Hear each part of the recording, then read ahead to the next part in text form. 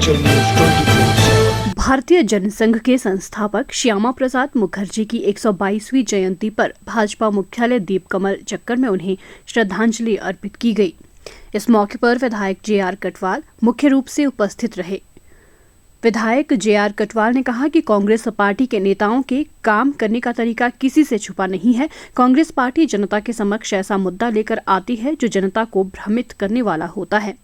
उन्होंने ओपीएस की बात की थी और आने वाले समय में इस बात का पता लग जाएगा।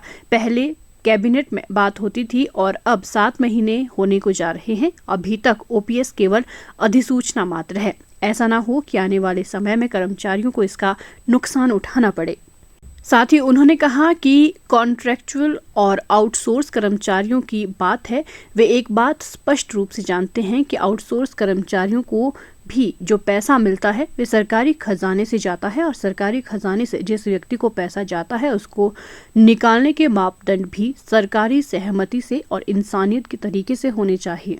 उन्होंने कहा कि सोशल जस्टिस डिपार्टमेंट और महिला एवं बाल विकास डिपार्टमेंट में आउटसोर्स कर्मचारियों को भी निकाला और अब आशा वर्कर्स जिन्होंने कोविड महामारी के समय में जनसेवा की थी उन्हें निकालने की बात हो रही है।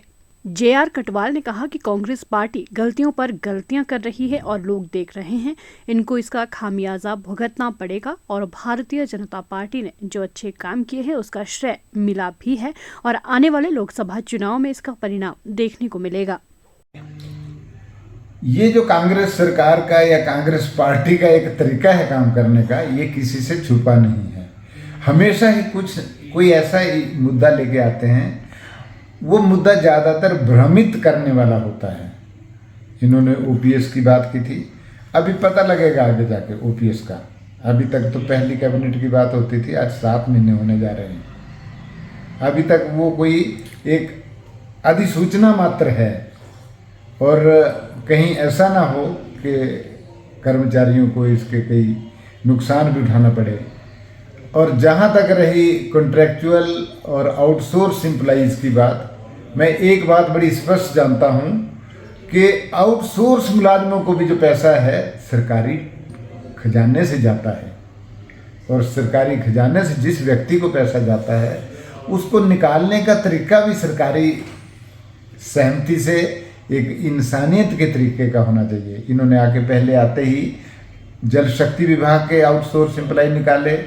पानी की स्कीमों के ऊपर बहुत मुश्किलें हुई, लोगों को पानी से वंचित होना पड़ा बिना किसी प्रबंध के।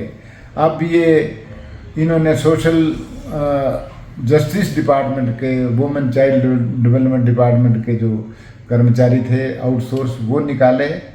अब ये आशा वर्कर्स के साथ जिन्होंने काम किया था, कोविड वर्कर्स, उनको निकालने की बात हो रही है।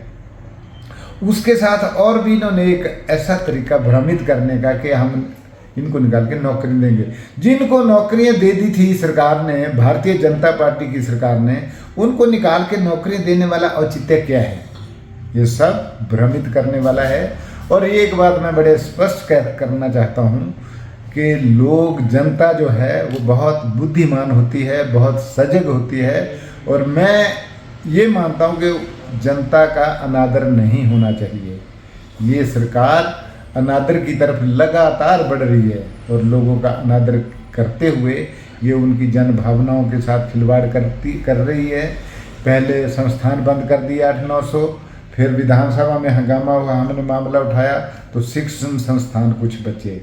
मैंने वहाँ भी कहा था कि आप अप्रैल में इनकी अपॉइंटेड डेट लो, जो स्कूलों की स्ट्रेंथ होती है, ये आप दिसंबर में और जनवरी में करी जा रहे हैं, तो उस टाइम तो इम्तिहान का टाइम होता है। तो इन्होंने गलतियों पर गलतियाँ करते हैं, लोग देख रहे हैं, इनको इसका खामियाजा भुगतना पड़ना है।